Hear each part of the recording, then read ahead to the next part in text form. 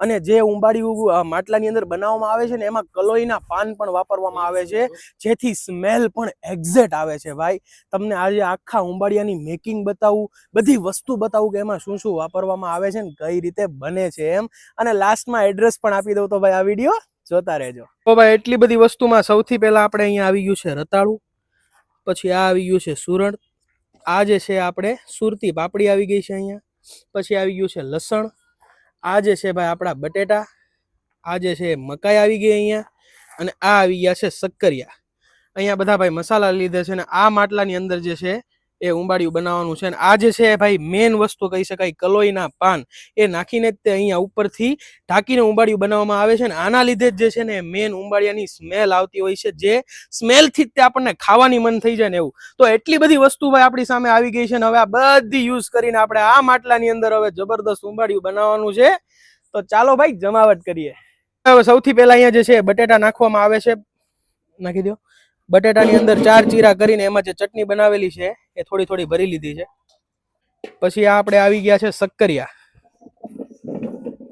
પછી આવી ગયું છે આપણે રતાળું. આ શું છે? હવે આવ્યું છે ભાઈ રતાળું. પછી એની ઉપરથી નાખી દીધી મકાઈ.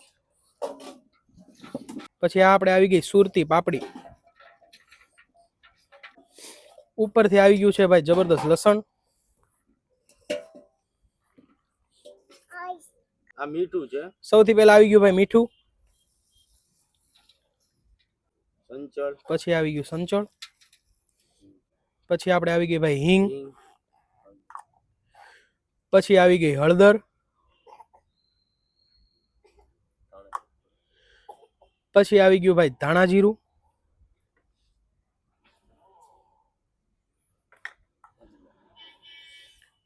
પછી આવી ગયા ભાઈ અજમા, ઉપરથી આવી ગયા આપણે સફેદ તલ,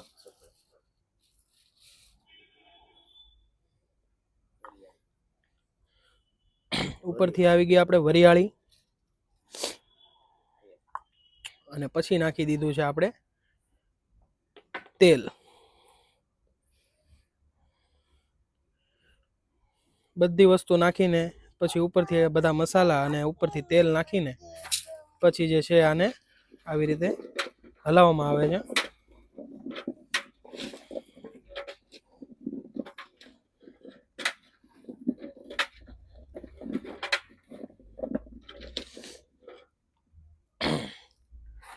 પછી જે હવે આ જે છે ચટણી બનાવેલી છે અહીંયા, ગ્રીન ચટણી,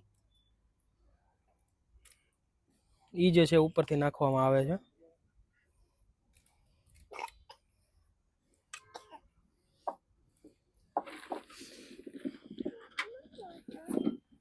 ભાઈ આપણે ચટણી મિક્સ કરી, એની અંદર જે છે આપણે આદુ, મરચા, લીલું લસણ, કોથમીર, પાલક અને ફુદીનો, આ બધી જ વસ્તુ તમારા સ્વાદ અનુસાર નાખીને ચટણી બનાવજો.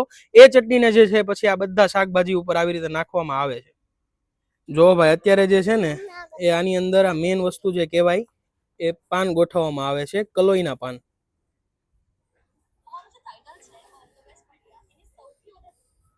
પેલા આવી રીતે માટલામાં નીચેની સાઈડ કલોઈના પાન ગોઠવવામાં આવે છે અત્યારે, અને એ ગોઠવાઈ જાય પછી એની અંદર આ ઉંબાડિયું નાખવામાં આવે. જો ભાઈ અહીંયા જે છે માટલાને આવી રીતે ફૂલ ભરી લેવામાં આવ્યું છે, અને ઉપર જે તમને થોડીક જગ્યા બતાવી છે એ પણ હવે આ જે પાન છે ને એ કવર કરી નાખશે, કલોઈના પાન. આવી રીતે સાઈડમાં બધી જગ્યાએ કલોઈના પાન જે છે નાખવામાં આવે છે, અને કલોઈના પાનથી જે છે આમને ઉંબાડિયાના જે ઘડાન છે એ ઢાંકી દેવાનું છે આવી રીતે.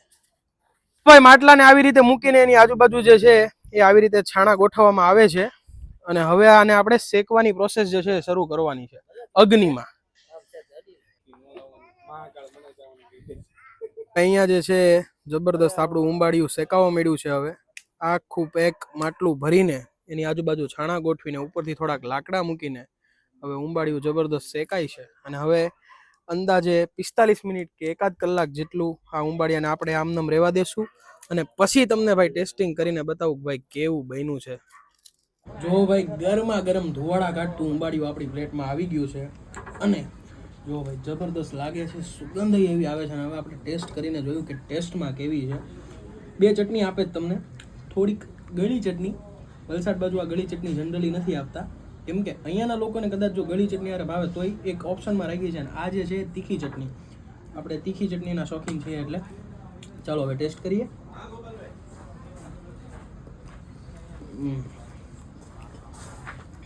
જબરદસ્ત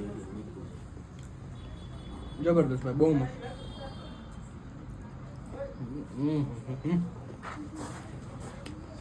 ખરેખર મોજ પડી જશે ભાઈ.